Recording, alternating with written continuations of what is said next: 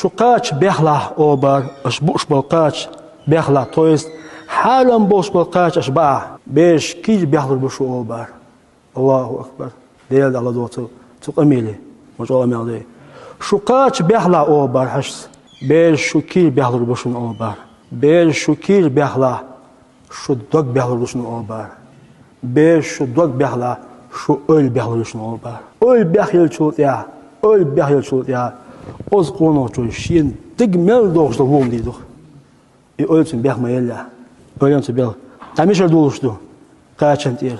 Kaç boy behloy. Kaç ve behloy ve kil behlur bu.